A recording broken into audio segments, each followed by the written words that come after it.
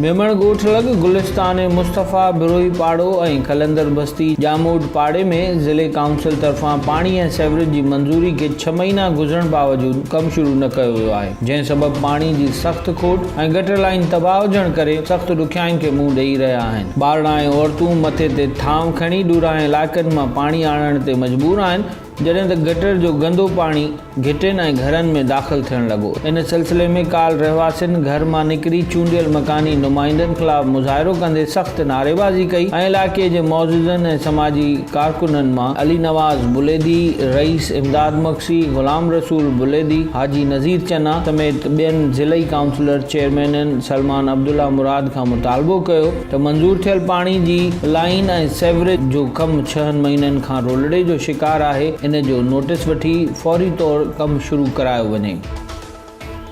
मलीर में सिंधी अदबी संगत शाख गुलशन हदीद तरफ़ां स्टील टाउन मोड़ लॻ सूफ़ी शाह इनायत शहीद जी वरसी तक़रीब मुनक़िद कई वई, जंहिंमें तारीख़दान लेखकनि अदीबनि समेत साञा वंदनि वॾी तादाद में शिरकत कई। इन मौक़े ते सिंधी अदबी संगत तरफ़ां मुहक़क़ गुल हसन कलमती खे सूफ़ी हज़ूर बख़्श ऐं प्रोफेसर गफ़ूर मेमण खे अदीब आबिद मज़हर हथां मञता शील्डियूं ॾिनियूं वयूं।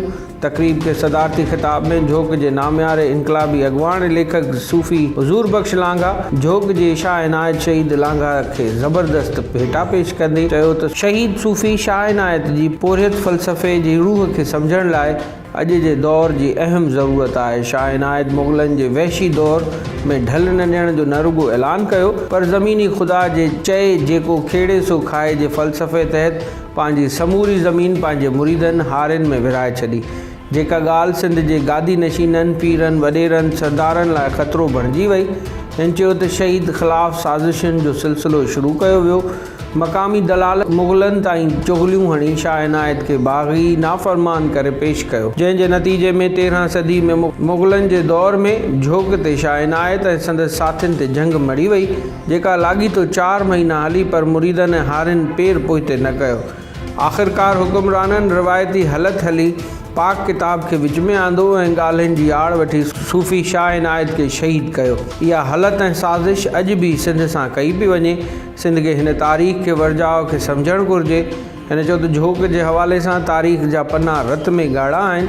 सूफ़ी खे क़ैद करे शहीद करण खां पोइ झोक में मुरीद ते वरी मुनज़्ज़म काह कई वई।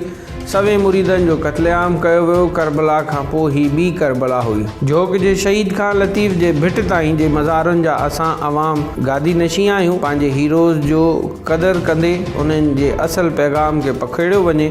तक़रीब जे ख़ासि महिमान मुहक़क़ गुल हसन कलमती चयो त झोक जिते ज़ालिमनि सां मुआदो अटकाए ग़ुलामनि खे आज़ादी ॾियारी वई, जिते मोहबतुनि जा मेड़ा थींदा हुआ, जंगी हिकमत अमलियूं जोड़ियूं वेंदियूं हुयूं, उते अॼु धागा फीणा कया पिया वञनि।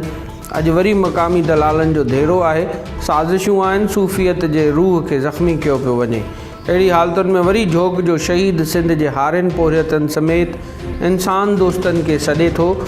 सिंध खे अॼु जेतिरी झोक जहिड़े जदोजहद ऐं जंग जी ज़रूरत आहे, अॻु में ओतिरी शायदि न हुई। हिन चयो त ख़ैरात ऐं ॾन लाइ गादी नशीन कारोबार करे रहिया आहिनि। इन्हनि गादी नशीनुनि खे कंहिं मुक़ररु कयो आहे, इहा ख़बर न। प्रोफेसर गफ़ूर मेमण चयो शाह इनायत वादी सिंध जो पहिरियों सोशलिस्ट बुज़ुर्ग अॻवान हो, जंहिं मुरीदनि खां ॾन न वरितो, खेनि तंग बि न कयो, पंहिंजी ज़मीन बि मुरीदनि में विराए अहिड़ो नारो हयो जंहिंसां ज़ुल्म ऐं जबर ते ॿधल समाज लॾे वियो। ऐं चयो त सूफ़ी मज़ाहमत कई, लालच ऐं ज़ाती मफ़ाद हासिल न कया ऐं ग़रीबनि जे हक़नि लाइ जदोजहद कंदे पंहिंजो सिर बि क़ुर्बान कयो। अॼु जा सूफ़ी ज़ाती मफ़ादनि जे पोयां पइजी विया आहिनि। तक़रीब खे अदीब बारी मंगी, अली नवाज़ बुट, मंज़ूर कोहियार, रमज़ान मेमण, गनी कांदड़ो ऐं अमीन मक्सी ख़िताब कयो। Sami Memon, voice of Sindh, London, Malir. ही हुई हिन वक़्त जी अपडेट। वधीक अपडेट्स लाइ ॾिसंदा रहो www.voiceofsindhnews.com ते लॉगिन थियो ऐं अपडेट रहो।